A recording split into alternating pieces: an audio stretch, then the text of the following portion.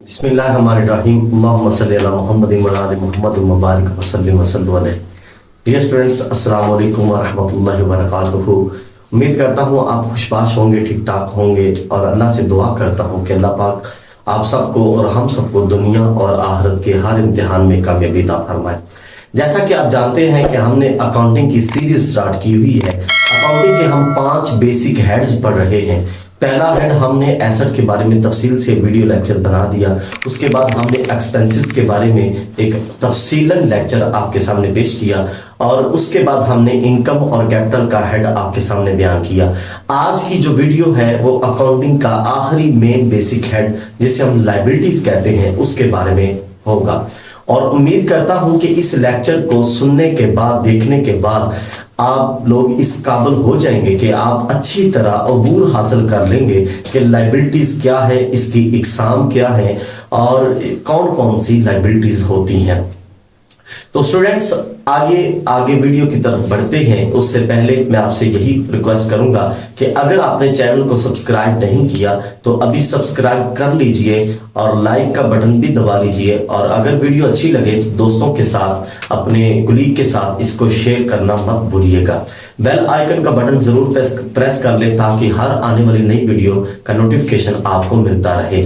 आइए students, liability क्या है? अकाउंटिंग का 5वां बेसिक हेड लायबिलिटी क्या है? इसे बेसिकली हम कहते हैं कर्जा जात या जिम्मेदारियां। कर्जा जात या जिम्मेदारियां, इसकी हम डेफिनेशन पढ़ते हैं। ऑल डेट्स, तमाम कर्जे एंड ऑब्लिगेशंस और जिम्मेदारियां ड्यू बाय द बिजनेस जो कि कारोबार पर आयद होती हैं आर कॉल्ड लायबिलिटीज। ये लायबिलिटीज हैं, ये कर्जे जात हैं। तो स्टूडेंट्स आगे बढ़ते हैं कि लायबिलिटीज, बेसिकली लायबिलिटी हर कोई भी कारोबार आप ले लेना, कोई भी कारोबार ले ले, उसके ऊपर लाजमी कुछ ना कुछ कर्ज चढ़ जाता है, कुछ ना कुछ उसके ऊपर कर्ज आ जाता है। कैसे? उसे जरूरियात पड़ती रहती हैं। वो कभी बैंक से लोन ले लेते हैं, कभी अपने फ्रेंड से लोन ले लेते हैं, या कभी जिससे सप्लायर से जिनसे उन लोगों ने माल खरीदना होता है उधार खरीद लेते हैं। ये बिजनेस का एक पार्ट है। आइए आगे बढ़ते हैं कि लायबिलिटीज, कर्जों की इकसाम कितनी है। लायबिलिटीज बेसिकली 2 इसके बेसिक हेड्स हैं। एक इसकी किस्म है शॉर्ट टर्म लायबिलिटी, ये थोड़े अरसे के कर्जे हैं। शॉर्ट टर्म लायबिलिटी थोड़े अरसे के कर्जे और लॉन्ग टर्म लायबिलिटी लंबे अरसे के कर्जे। अब शॉर्ट टर्म लायबिलिटीज होते क्या है? ऐसे कर्जा जात जो 1 साल के अंदर अंदर हमने वापस करने हो। ऐसे तमाम वाजबात या कर्जा जात जो 1 साल के अंदर अंदर हमने अदा करने हो उसे हम शॉर्ट टर्म लायबिलिटीज कहते हैं। ठीक हो गया। आगे शॉर्ट टर्म लायबिलिटीज की चंद एग्जांपल्स हम देखते हैं। सबसे पहले क्रेडिटर्स या अकाउंट पेबल। मैंने पहले भी एक दफा आपसे बात की थी कि जिस तरह हमारी जिंदगी में, हमारी लाइफ में रिश्ते होते हैं कि जो हमारे अंकल का बेटा है उसे हम कजन कहेंगे, जो हमारी मामा का भाई होगा उसे हम मामू कहेंगे, जो हमारे अब्बू का भाई होगा उसे हम चचा कहेंगे। इसी तरह जिस बंदे ने हमें जन्म दिया होगा वो हमारा बाबा कहलाएगा। इसी तरह अकाउंटिंग में भी रिश्ते हैं। अकाउंटिंग में जिन लोगों से हमने उधार लिया होता है, जिन लोगों से हमने कर्ज लिया होता है, जिन लोगों से हमने डेट्स लिए होते हैं, जिन लोगों से हमने कर्जा हासिल किया होता है, जिन लोगों से हमने कोई माल उधारा खरीदा होता है, तो वो हमारे क्रेडिटर्स कहलाते हैं या फिर अकाउंट पेबल कहलाते हैं। एक ही चीज के 2 नाम है। पहला नाम है क्रेडिटर्स। क्रेडिटर्स वो लोग जिनके हमने पैसे देने हैं, जिनका हमने कर्ज देना है। अकाउंट पेबल भी वही लोग जिनके हमने कर्ज देना है या पैसे देने हैं। वो लोग जिनके हमने पैसे देने होते हैं, जिनका हमने कर्ज अदा करना होता है, वो हमारे क्रेडिटर्स कहलाते हैं या फिर अकाउंट पेबल कहलाते हैं। ये शॉर्ट टर्म लायबिलिटी की एक एग्जांपल है। उसके बाद आगे बढ़ते हैं बिल पेबल। आपने किसी से माल खरीदा और उसने आपके ऊपर बिल ऑफ एक्सचेंज जारी कर दिया। आपने उस बिल को एक्सेप्ट कर लिया, साइन करके आपने उसको बिल रिटर्न कर दिया। वो आपके लिए बिल पेबल है। चुनाचे वो भी आपके ऊपर एक लायबिलिटी है, बिजनेस के ऊपर एक लायबिलिटी है, बिजनेस के ऊपर एक किस्म का कर्जा है। उसके बाद आगे है नोट पेबल। नोट पेबल क्या होता है? नोट पेबल कहते हैं कि जो हमने प्रोविजरी नोट हम पे किसी ने जारी किया था और हमने उसको एक्सेप्ट किया था, तो ये भी आपके ऊपर कर्जा है। उसके बाद एनीथिंग पेबल, कुछ भी पेबल आ जाए। कैसे?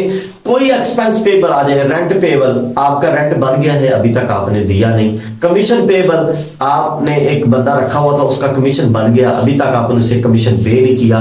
सैलरी पेबल, एक शख्स है वो आपके पास काम करता है, आपका एम्प्लॉय है, मुलाजिम है, उसने पूरा मंथ काम कर लिया, सैलरी बन गई, आपने पैसे पे नहीं किए, सैलरी पेबल होगा, ये भी आपकी लायबिलिटी है।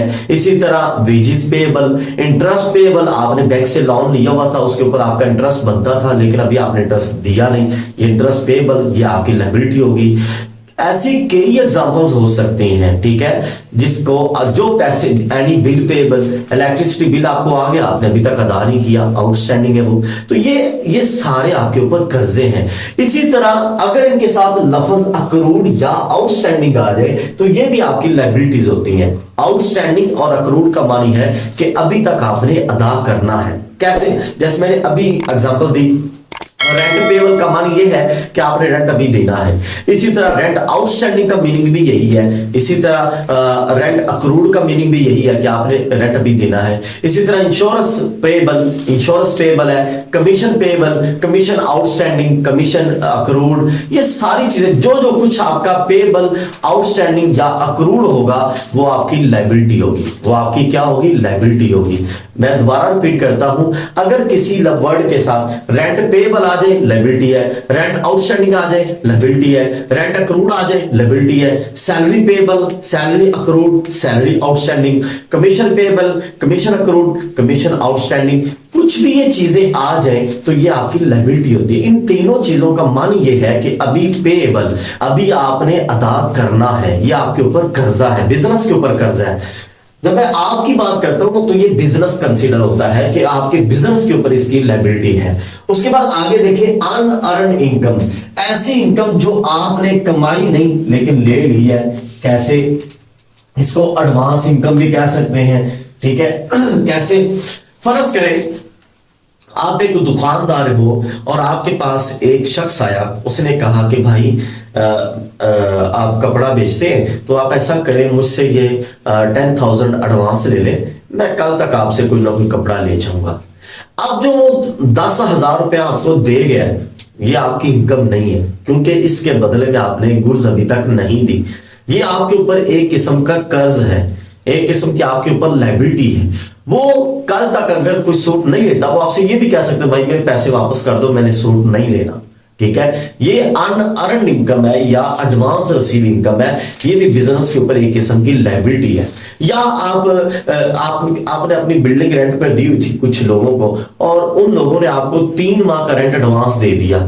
अब बिल्डिंग उन्होंने यूज नहीं की, रेंट उन्होंने एडवांस आपको दे दिया, ये भी आपके ऊपर एक किस्म का कर्ज आ गया, आप लायबिलिटी आ गई। वो जब चाहे आपको कहेंगे भाई वो जो 3 माह का हमने एडवांस दिया वो हमें वापस कर दो, और हम जब मंथ आएगा तब देखी जाएगी। तो जो इनकम आप एडवांस वसूल कर लेते हैं उसको हम कहते हैं unearned income. Unearned income, unearned income आपकी लायबिलिटी होती है। इसी तरह आउटस्टैंडिंग एक्सपेंसेस आपकी लायबिलिटी है, पेएबल एक्सपेंसेस आपकी लायबिलिटी है, ठीक है, अक्रूड एक्सपेंसेस आपकी लायबिलिटी है, ये सारी चीजें आपकी लायबिलिटी है। फिर एनी लोन, आप कोई भी लोन ले लेते हो, बैंक से लोन लेते हो, किसी फ्रेंड से लोन लेते हो, किसी रिश्तेदार से लोन ले लेते हो, तो ये सारी आपकी लायबिलिटीज हैं, ठीक है। बैंक लोन भी आपके ऊपर लायबिलिटी है, या कोई भी लोन आपके ऊपर लायबिलिटी है। तो डियर स्टूडेंट्स, ये सारी शॉर्ट टर्म लायबिलिटी की एग्जांपल्स थी। मैं रिपीट करता हूं, शॉर्ट टर्म लायबिलिटी वो होती है जो ऐसे कर्जे जो 1 साल के अंदर अंदर आपने अदा करने हो, उसे हम शॉर्ट टर्म लायबिलिटी कहते हैं। उसके बाद आगे बढ़ते हैं long term liabilities. Long term liability, जिसे हम लंबे अरसे के कर्जे कहते हैं, ये ऐसे कर्जे होते हैं जो आपने 1 साल के बाद अदा करने होते हैं।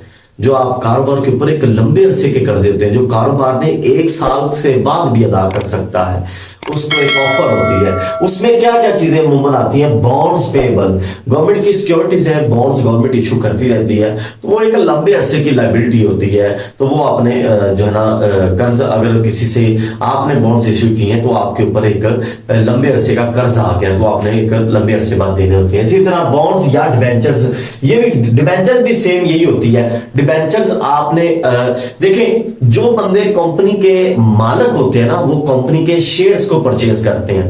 कंपनी ने शेयर इशू किए, पैसा इकट्ठा किया, जिन लोगों ने शेयर खरीदे वो कंपनी के ऑनर बन गए, वो कंपनी के मालिक हो गए। उन लोगों ने शेयर परचेज कर लिए, कंपनी के वो शेयर होल्डर हो गए, कंपनी के ऑनर हो गए।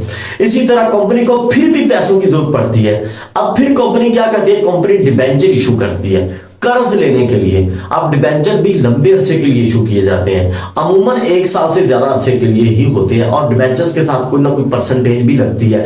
जो परसेंटेज ये बताती है कि आपको ये डिबेंचर जो आप इशू कर रहे हैं, तो जो बंदा डिबेंचर खरीदेगा उसको उतने परसेंट एनुअली या 6 मंथली, वो कंपनी की पॉलिसी के मुताबिक होता है, उस हिसाब से कंपनी उसको इंटरेस्ट भी पे करेगी। ये डिबेंचर्स हैं। डिबेंचर्स भी आपकी लॉन्ग टर्म लायबिलिटी होती है। उसके बाद है मॉर्गेज लोन।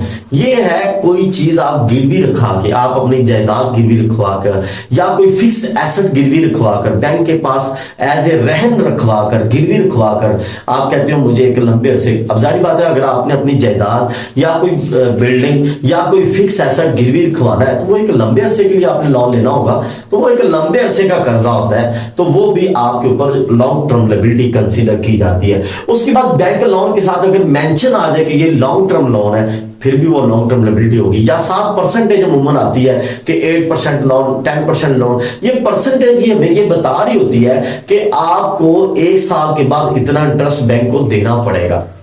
इसे हम लॉन्ग टर्म लायबिलिटी कहते हैं। तो डियर स्टूडेंट्स, ये सारी जो डिटेल थी, ये लायबिलिटीज क्या थी, शॉर्ट टर्म क्या थी, लॉन्ग टर्म क्या थी। आगे हम अपनी मतलब रवायत को बरकरार रखते हैं और आज के लेक्चर की समरी आपके सामने पेश करते हैं कि हमने आज पढ़ा क्या है। हमने आज ये पढ़ा कि लायबिलिटीज क्या होती हैं। कारोबार के ऊपर जो कर्जे होते हैं या जो कारोबार के ऊपर जिम्मेदारियां होती हैं, उसे हम लायबिलिटीज कहते हैं। लायबिलिटीज की अमूमन 2 किस्में हैं, शॉर्ट टर्म लायबिलिटी थोड़े अरसे के कर्जे, लॉन्ग टर्म लायबिलिटी लंबे अरसे के कर्जे। शॉर्ट टर्म लायबिलिटी वो होती है ऐसे कर्जे जो 1 साल के अंदर अंदर आपने अदा करने होते हैं। तो शॉर्ट टर्म लायबिलिटी में क्या आती हैं, क्रेडिटर्स या अकाउंट पेबल आते हैं, वो लोग जिनको आपने पैसे अदा करने हो। बिल पेबल आता है, नोट पेबल आता है, anything payable, anything outstanding, anything accrued, unearned income, ये सारी लायबिलिटीज होती हैं। उसके बाद एडवांस रिसीव एनी इनकम, आपने कोई ऐसी इनकम एडवांस वसूल कर लिया, वो भी आपके ऊपर कर्जा है। एनी लोन या बैंक लोन, जो आपने बैंक से कर्जा लिया हुआ है, ये भी शॉर्ट टर्म लायबिलिटी है। लॉन्ग टर्म लायबिलिटी क्या होती है, बॉन्ड पेएबल, डिबेंचर्स पेएबल, आपने डिबेंचर इशू किया, उसके ऊपर आपने इंटरेस्ट भी देते हो, ये भी एक लंबे अरसे का कर्जा होता है। मॉर्गेज, आप कोई जायदाद, कोई फिक्स एसेट गिरवी रखवा के जो कर्जा देते हैं, ये मॉर्गेज लोन है। उसके बाद बैंक लोन के साथ अगर मेंशन आ जाए कि ये लॉन्ग टर्म लोन है या परसेंटेज आ जाए, तो ये भी लॉन्ग टर्म लायबिलिटी कंसीडर होगी। तो डियर स्टूडेंट्स, उम्मीद करता हूं कि आज की वीडियो आपको अच्छी लगी होगी। वीडियो अच्छी लगी हो तो शेयर जरूर कीजिएगा और बेल आइकन का बटन भी दबा लीजिएगा। अल्लाह हाफिज।